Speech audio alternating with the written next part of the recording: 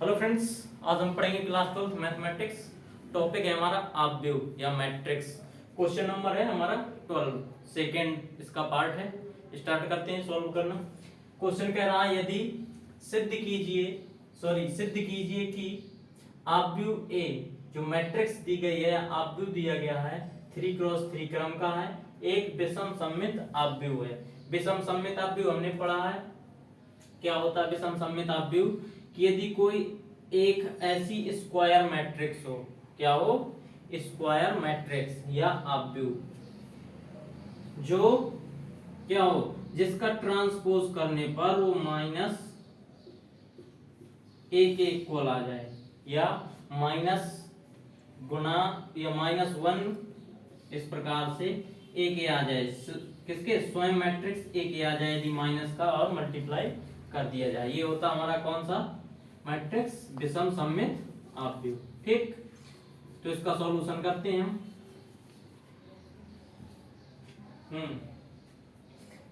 यहां से क्या दिया है, दिया है अपने को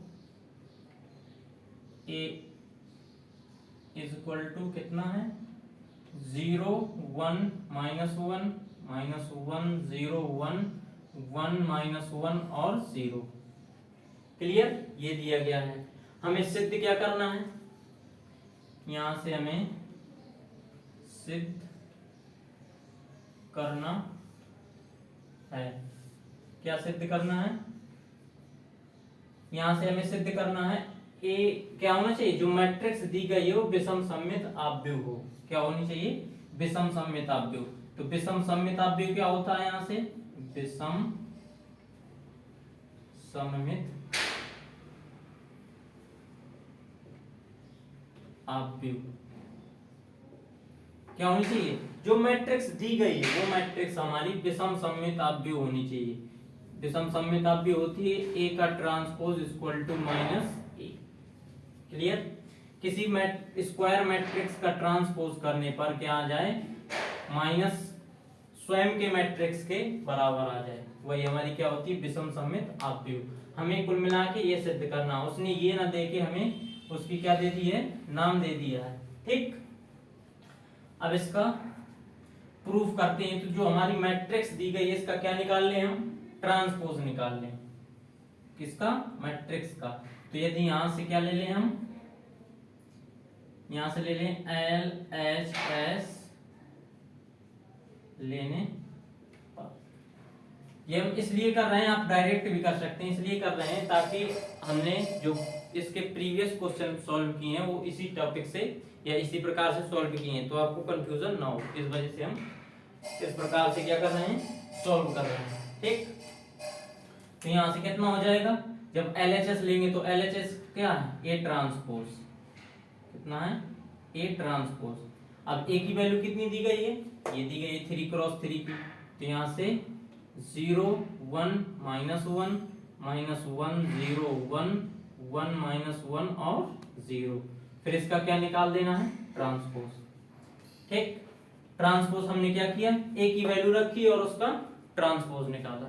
ठीक, अब इसका ट्रांसपोज निकालना है, तो ट्रांसपोज जब निकालते हैं तो क्या होता है, ट्रांसपोज हमारा किसी भी मैट्रिक्स का जब हम ट्रांसपोज निकालते हैं तो जो कॉलम में लिखे होते हैं तत्व उनको क्या कर देते हैं, सभी को रो में लिख देते हैं, या यदि आपको ऐसे नहीं लिखना तो सभी रो जो एलिमेंट लिखे हैं सभी रो में उनको सभी को कॉलम में लिख दो। ठीक, दोनों में से कोई एक ऑपरेशन लगा सकते हैं। क्लियर, तो हम क्या कर रहे हैं, कॉलम वाले को सबको क्या लिखना है, रो में। इस प्रकार के 3 कॉलम है, 1 कॉलम 2 कॉलम 3 कॉलम, पिलर जिसको बोलते हैं। ठीक, आपकी भाषा में इसको पिलर बोलेंगे। तो इस किस में लिखना है, रो पंक्ति में, 0 -1 और 1।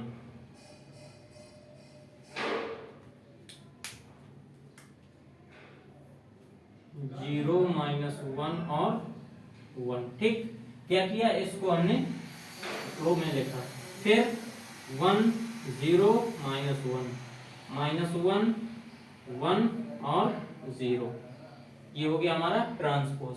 क्लियर, अब हमें ए बनाना है, इसको कॉमन भी लेना है, किसका कॉमन लेना है, माइनस का कॉमन लेना है। जब हम माइनस का कॉमन लेंगे तो क्या हो जाएगा हमारा यहाँ से, यदि हमने माइनस का यहाँ से कॉमन लिया तो हमारा कितना हो जाएगा, ये वाला एलिमेंट 0 है, इसमें कोई फर्क नहीं पड़ेगा, ये वाला क्या हो जाएगा माइनस का, फिर ये वाला कितना हो जाएगा 1, इसमें ये 1 हो जाएगा, ये 0 और ये -1, फिर यहाँ से -1 और 1 यहाँ से 0।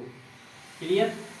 अब ये कैसे पता चला कि हमने इससे माइनस को बाहर निकाला, माइनस को बाहर हमने जब निकाला तो क्या होगा, यदि इसका माइनस का अंदर गुणा करेंगे, सॉरी मैंने कॉमन लेना बोल दिया था, इसमें यदि क्या करेंगे माइनस का गुणा करेंगे तो क्या हो जाएगा, हमारी पुनः लाइन उसके पहली वाली, इसके पहली वाली ये लाइन हमें प्राप्त हो जाएगी। देखते हैं यदि हमने माइनस का मल्टीप्लाई किया तो ये हमें प्राप्त हो रहा है पूरा, बिल्कुल, फिर इसमें ये प्राप्त हो रहा है, फिर इसमें ये प्राप्त हो, अर्थात इस मैट्रिक्स को हम इस प्रकार से लिख सकते हैं। क्लियर। अब क्या हो गया, ये जो मैट्रिक्स है ये मैट्रिक्स हमारी क्या ए है, बिल्कुल हमारी क्या हो जाएगी ए, तो यहां से कितना हो जाएगा -a, ठीक, माइनस ये और ये मैट्रिक्स हमारे किसके इक्वल है, ए के इक्वल है, तो ये हमारा कितना हो गया -a, तो यहां से हमारा हो गया A transpose equal to -a, और यही हमारी क्या परिभाषा होती है विषम सममित आव्यूह की, क्या होती है हमारी विषम सममित आव्यूह की यही परिभाषा होती है। तो क्या लिखेंगे, अतः दी गई 3x3 की आव्यूह एक क्या है, विषम सममित आव्यूह है। यही हमें क्या करना था, प्रूफ करना था, ठीक।